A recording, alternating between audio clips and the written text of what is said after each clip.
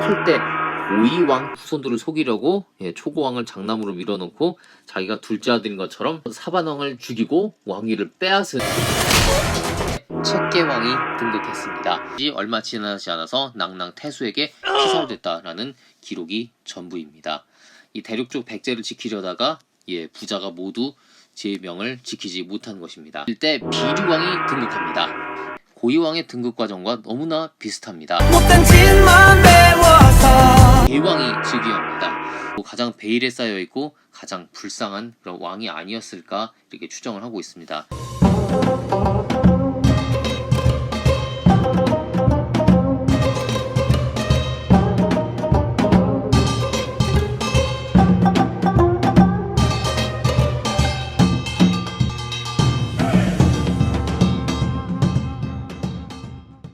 여러분 안녕하세요. 왕조 중심 꿀국사 꿀입니다. 삼국의 역사를 살펴볼 때 각 나라를 생각하면 그 나라를 빛낸 레전드급 임금들이 떠오르죠.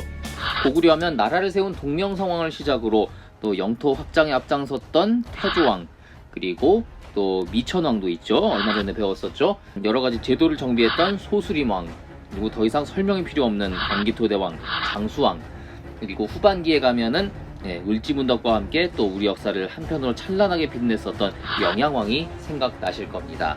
신라에도 마립간 시대 끝나고 나오는 22대 지증왕을 시작으로 해서 이후에 우리가 수업 시간에 자주 만날 수 있는 그런 왕들이 있죠. 23대 버풍왕, 24대 진흥왕, 또 드라마로도 자주 등장했었던 27대 선덕여왕, 그리고 진골들의 시대를 열어갔었던 29대 무열왕, 30대 문왕, 왕권 강화에 앞장섰던 31대 신문왕, 이런 임금들이 떠오를 겁니다. 고구려, 신라 이런데요, 백제 하면 딱히 그렇게 떠오르는 왕들이 다른 두 나라에 비해서 많지는 않습니다.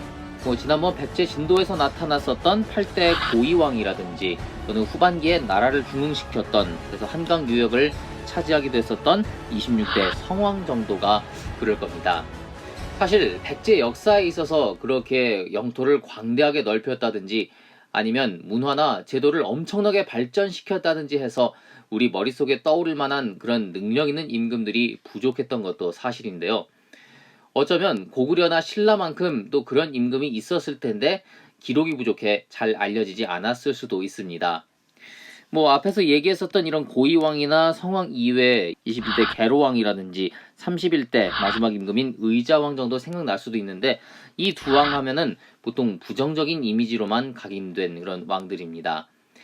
하지만 백제에도 우리가 가장 잘 기억할 수 있고 가히 백제 최고의 왕이라 부를 수 있는 인물이 하나 있죠. 바로 이번 시간부터 만나볼 13대 근초고왕 되겠습니다. 자, 일단 근초고왕 때가 시대적 배경으로 대략 어느 시대쯤에 해당하는지, 또 그 당시 주변 나라들엔 어떤 왕들이 있었는지 한번 도표를 통해서 보도록 하겠습니다. 346년입니다. 346년에 근초고왕이 즉위했고요. 이 당시에 고구려는 16대 고국원왕이 한창 활동을 하고 있을 때였습니다. 신라는 김씨 정권이 들어서기 직전 16대 흐레 이사금 때였고요. 이제 이것이 지나고선 17대 뇌물 마립간으로 김씨 시대가 시작이 되죠. 자, 이 당시 중국은 어땠을까요? 중국은 이 당시에 상당한 그 혼란기를 겪고 있었는데요. 삼국시대가 끝나고 바로 위진 남북조 시대가 이어지고 있는데, 남쪽에는 이렇게 동진, 사마예가 세운 동진이라는 나라가 자리하고 있었습니다.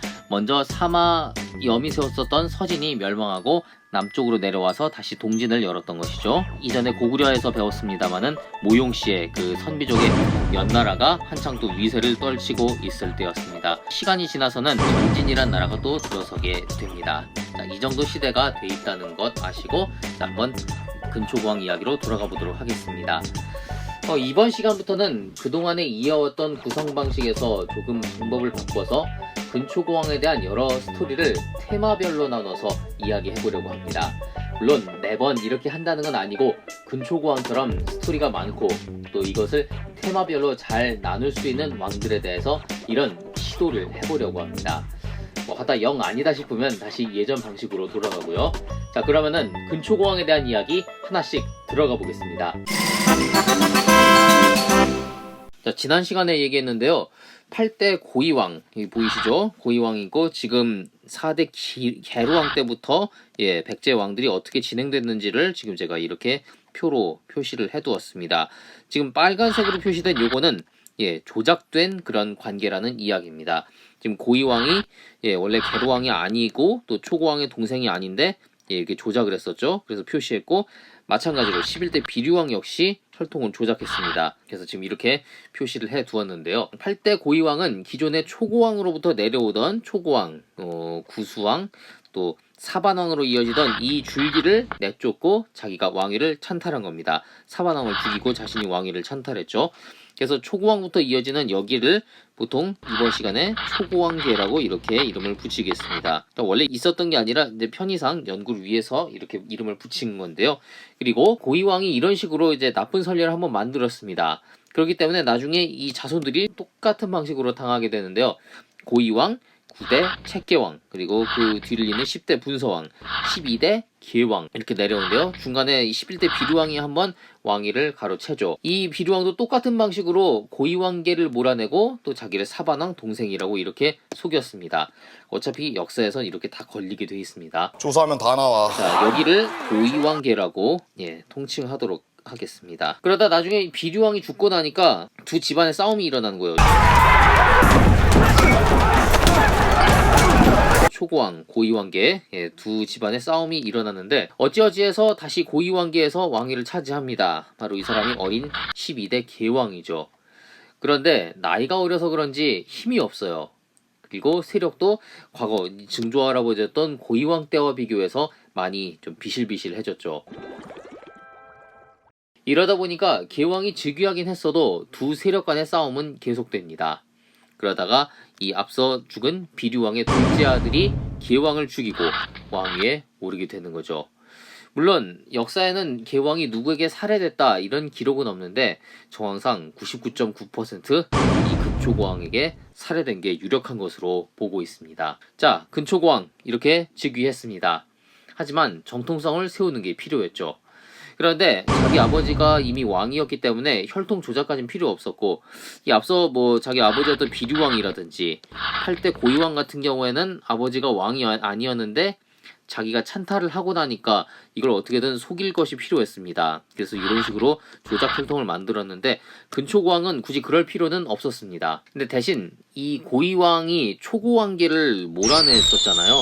그러면은 이 근초고왕은 자기 아버지와 함께 이 고이왕계를 다시 몰아내고 자기가 초고왕계의 대표로서 이 초고왕계의 뒤를 잇고 왕위를 되찾아왔다는 그런 표시, 생색을 내고 싶은 겁니다. 사실 근초고왕도 지금 보다시피 중간에 조작이 됐습니다. 초고왕의 자손이 아니에요. 이 아버지 비류왕의 출신부터가 굉장히 불분명한데, 심지어 이 비류왕 같은 경우에는 어쩌면 이 백제 왕실의 혈통이 피가 섞이지 않은 사람일 수도 있다라는 추측도 있습니다. 아무튼 왕위에 오르고 정통성이 필요하니까 옛날 초고왕에서 이름을 따와서 나도 이분이랑 비슷하다, 그리고 이분의 뒤를 따르려 한다라는 뜻으로 가까울 근자를 붙이죠. 가까울 근자를 붙여서 근초고왕이라 한 겁니다. 참고로 여기 보면 5대 초고왕의 아들이 구수왕이었죠. 이 근초고왕의 아들 역시 나중에 왕위에 오르라 이 근자를 붙이고 근구수왕으로 이름을 붙이게 됩니다. 초고왕이 이전에 그 백제 왕들에 비해서 굉장히 호전적이고 또 나라를 한층 발전시킨 그런 공로가 있었는데 나도 이분과 비슷하고 싶다라는 뜻에서 근자를 붙였고요. 역시 자기의 아버지를 따라서 또 근자를 붙여서 근초고왕, 근구수왕 이렇게 나오는 겁니다.